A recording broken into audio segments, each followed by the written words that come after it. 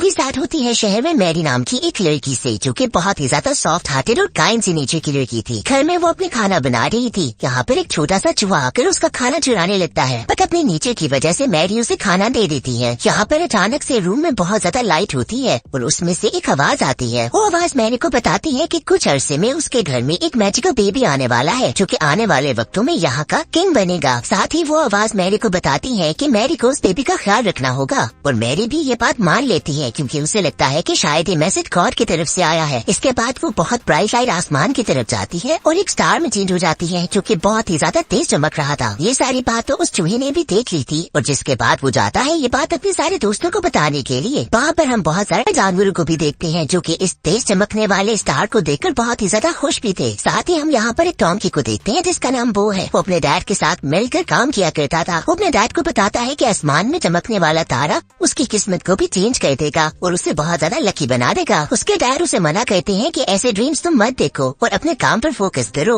अब इसके साथ ही वहाँ पर बो का फ्रेंड एक बर्ड आता है, जो कि बताता है कि आज के दिन शाही सवारी निकलेगी। ये बात सुनकर बो अपने डैड को कहता है कि उस तार ने उसकी किस्मत बदल ही दी है, पर उसके डैड फिर भी उसे यही कहते हैं कि तुम्हें ऐसे ड्रीम्स नहीं देखने चाहिए। बो अपने डैड को कहता है कि वो एक दिन इस शाही सवारी का हिस्सा जरूर बनेगा। इसके बाद वो बाहर देखता है कि शाही सवारी यहाँ से गुजरने वाली है, जिसके बाद वो बहुत ही डिफरेंट किस्म की तरकीबें ढूंढकर खुद को आजाद करने की कोशिश करता है, और इसी दौरान वहाँ का हाल बहुत ही ज्यादा बुरा कर देता है। अब जब उस चक्की का मालिक वहाँ पर आता है और देखता है कि उसके शेड का कितना बुरा हाल हो गया है, तो वो बो को बहुत ही मजबूती से बांध देता है। वो तो इसके बाद भी कहता है कि मैं ज्यादा देर यहाँ पर टिक नहीं सकूंगा, मैं यहाँ से जरूर निकलूंगा। नेक्स्ट सीन में हम देखते हैं कि 6 मंथ्स गुजर चुके हैं। इसके बाद भी वो वहीं पर बंधा हुआ है। यहाँ पर उसके डैड को उस पर बहुत ही ज्यादा तरस आता है और वो प्लान करते हैं कि किसी तरीके से बो को आजाद कर दिया जाए। यहाँ पर वो एक्टिंग करता है कि जैसे वो बीमार है, और जैसे ही वहाँ का मालिक आता है, बो के फादर उसे कहते हैं कि तुम्हारे पास यही चांस है, तुम चले जाओ यहाँ से और भाग जाओ। बो के डैड उसे कहते हैं कि तुम अपने सारे ड्रीम जरूर पूरे करना, जिसके बाद यहाँ से वो भाग जाता है। इसी दौरान उसके पाँव पे चोट भी लगती है। वो भागते भागते एक घर के बाहर आ जाता है। पता चलता है कि ये वही घर है मैरी का, जिसे हमने मूवी के बिल्कुल स्टार्ट में देखा था। वो यहाँ पर अपने हस्बैंड जोसेफ के साथ रहती है। मैरी बहुत अरसे से अपने हस्बैंड को उसी बारे में बताना चाहती थी कि कैसे उसे एक दिन आवाज आई थी। यहाँ पर मैरी को पता चलता है कि टेबल के नीचे कुछ है। जब वो देखती है तो वो बो था। मैरी देखती है कि उसके पाँव पे चोट भी लगी है, जिसके बाद वो अपने स्कार्फ से उसके पाँव को पट्टी बांधती है। यहाँ पर जोसेफ भी आ जाता है, जिसके बाद जब वो बो को देखता है तो उसे यहाँ से भगाने लगता है, बट मैरी उसे मना करती है और कहती है कि हमें इसे यहीं पे रख लेना चाहिए। इसी सब के बीच में मैरी मौका ढूंढ लेती है और जोसेफ को सारी बात बता देती है। पहले तो जोसेफ काफी ज्यादा घबराता है, लेकिन उसके बाद वो भी मैरी का साथ देने के लिए रेडी हो जाता है। दूसरी तरफ वो यहाँ से भागने की कोशिश कर रहा था। यहाँ पर उसी का वो फ्रेंड बर्ड आता है और कहता है कि तुम्हारा मालिक तुम्हें बाहर ढूंढ रहा है। जब तक तुम्हारा पाँव ठीक नहीं हो जाता तुम्हें यहीं पर रहना चाहिए, ताकि तुम ठीक से भाग सको, वरना तुम पकड़े जाओगे। इसके साथ ही हम देखते हैं 3 वाइज मैन को, जो कि डेजर्ट क्रॉस कर रहे थे अपने कैमल्स पर। वो यहाँ तक आए थे सिर्फ इसीलिए ताकि वो इस मैजिकल बेबी को गिफ्ट्स दे सके। इस बात के लिए जब वो पैलेस में पहुँचते हैं तो किंग को लगता है कि शायद ये सारे गिफ्ट्स उसके लिए हैं, बट ये बताते हैं कि ये सारे गिफ्ट्स तो मैजिकल बेबी के लिए हैं। वो साथ ये भी बताते हैं कि ये मैजिकल बेबी आने वाले फ्यूचर में किंग बनेगा। अब ये बात सुनकर तो किंग बहुत ही ज्यादा परेशान हो जाता है। इसके बाद वो अपने 2 हंटर्स को बुलाता है और उनके 2 हंटर डॉग्स को भी, और जाके कहता है कि उस मैजिकल बेबी को ढूंढ के लेकर आओ। जिसके साथ ही वो इन 3 वाइज मैन को भी लॉकअप में डाल देता है।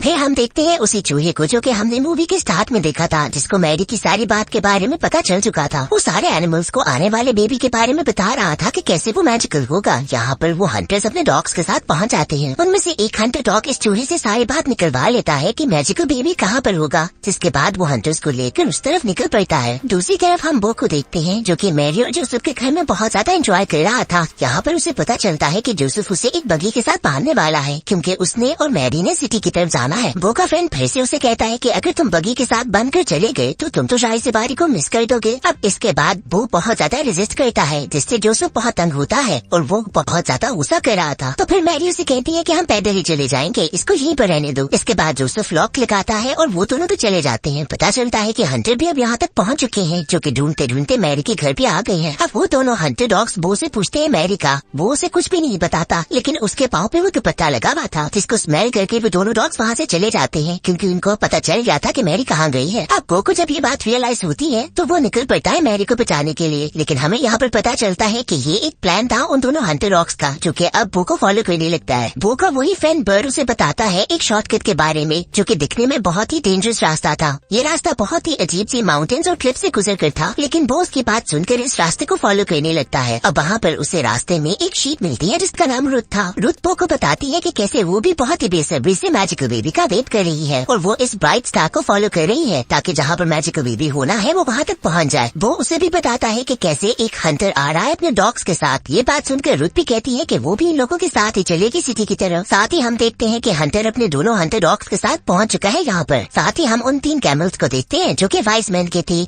ये तीनों कैमल्स किंग की बात सुनते हैं कि कैसे वो आने वाले मैजिकल बेबी को मारने का प्लान बना रहा है। अब किंग कोई बात सोचकर उन तीनों वाइज मैन को छोड़ देता है और कहता है कि ठीक है, तुम जाकर अपने आने वाले नए किंग को ढूंढ सकते हो। अब तीनों कैमल समझ आते हैं कि किंग की चाल है ताकि वो इन 3 वाइज मैन को फॉलो करके आने वाले नए किंग तक पहुंच जाए, और वो सोचते हैं कि हम किसी तरीके से नए किंग को वार्न करेंगे। दूसरी तरफ हम देखते हैं कि वो पहुंच चुका है मैरी और जोसेफ के पास और वो उनको वार्न करने की कोशिश करता है। रुथ भी इसमें उनके साथ इन्वॉल्व थी, लेकिन वो दोनों उसकी बात समझ नहीं पा रहे थे। यहाँ पर साथ ही हम देखते हैं कि हंटर भी अपने दोनों हंटर डॉग्स के साथ यहाँ पर पहुँच चुका है, जिसके बाद फौरन यहाँ पर वो मैरी को लेकर मेले में छुप जाता है। इसके साथ ही हंटर भी उस मेले में मैरी को ढूंढने लगता है। यहाँ पर इतने ज्यादा लोग थे कि बो को लग रहा था कि कोई और इंसान ही हंटर है, जिसके बाद वो उसको यहाँ से बहुत ही ज्यादा दूर लेके जाने की कोशिश कर रहा था। दूसरी तरफ हंटर ने मैरी को देख लिया था। वो अपने दोनों डॉग्स को एक जगह पर बांध देता है और मैरी की तरफ जाने लगता है। बो को जब रियलाइज होता है कि उसे मदद करनी होगी तो वो जोसेफ की बगी को फ्री कर देता है जो कि मेले की तरफ जा रही थी। यहाँ पर मेले में तो बहुत ही ज्यादा गड़बड़ हो जाती है, बहुत ही ज्यादा टूट फूट भी होती है, पर इसी की वजह से हंटर एक वेल में गिर जाता है। इसके बाद वो फिर से मैरी के पास जाता है और उसे अपने साथ आने के लिए खींचने लगता है। मैरी समझ आती है कि ये सारी गड़बड़ वो की वजह से हुई है। दूसरी तरफ दोनों हंटर डॉग्स भी बंधे हुए थे तो वो भी कुछ कर नहीं पा रहे थे और इसी वजह से इतनी सारी तबाही की वजह से ये लोग मेले से निकाल दिए जाते हैं। जोसेफ को बहुत ही ज्यादा गुस्सा आता है कि मेले में इतनी ज्यादा तबाही हुई है सिर्फ वो की वजह से। मैरी उसको बहुत ज्यादा रिलैक्स करने की कोशिश करती है पर जोसेफ उसकी एक नहीं सुनता। अब इस सारी बात से वो बहुत ही ज्यादा हर्ट होता है और वो अपने बर्ड फ्रेंड के साथ यहाँ से दूर जाने के बारे में सोचता है। यहाँ पर रुथ भी बहुत कोशिश करती है बो को समझाने की, पर कोई फायदा नहीं था और वो अपने बर्ड फ्रेंड के साथ चला जाता है। दूसरी तरफ हम देखते हैं कि मेले में हंटर वापस आ गया है और वो अपने दोनों डॉग के साथ एक बार फिर से मैरी को फॉलो करने लगा है। वो के जाने से मैरी बहुत ही ज्यादा उदास हो गई थी क्योंकि वो उसे बहुत ही ज्यादा मिस कर रही थी। पर दूसरी तरफ हम देखते हैं कि वो अपने बर्ड फ्रेंड के साथ शाही सवारी की तरफ निकल पड़ा है। वो और डेव तो अकेले निकल ही चुके थे। काफी दूर जाने के बाद उनको शाही सवारी भी नजर आ जाती है। अब वो का ड्रीम कंप्लीट होने ही वाला था, लेकिन यहाँ पर वो मैरी की बंधी हुई पट्टी उतर जाती है और अचानक से वो को रियलाइज होता है कि उसे मैरी को अकेले नहीं छोड़ना चाहिए था। इसके बाद वो अपने बर्ड फ्रेंड से कहता है कि तुम शाही सवारी में अकेले चले जाओ क्योंकि मुझे जाना है मैरी के पास। पर वो बर्ड भी बो से कहता है कि मैं तुम्हारा ड्रीम और अपना ड्रीम साथ ही पूरा करूंगा, हम अलग नहीं हो सकते। इसके बाद एक बार फिर से ये दोनों मैरी को ढूंढने के लिए निकल पड़ते हैं। दूसरी तरफ मैरी और जोसेफ तो रास्ते में थे पर उनकी बगी टूट जाती है, जिसकी वजह से जोसेफ को बहुत ही ज्यादा गुस्सा आता है और वो सारा गुस्सा मैरी पे निकालता है। मैरी को बहुत ही बुरा लगता है और वो अकेले ही आगे निकल पड़ती है। इसके बाद जोसेफ को भी बहुत बुरा फील होता है। इतनी ही देर में वो भी यहाँ पर पहुँच जाता है, जिसके बाद वो जोसेफ को पुल करता है कि तुम भी मैरी के साथ जाओ। इसके बाद वो मैरी के पास जाता है और उसे माफी मांगता है। साथ ही कहता है कि हम जो भी प्रॉब्लम होगी साथ मिलकर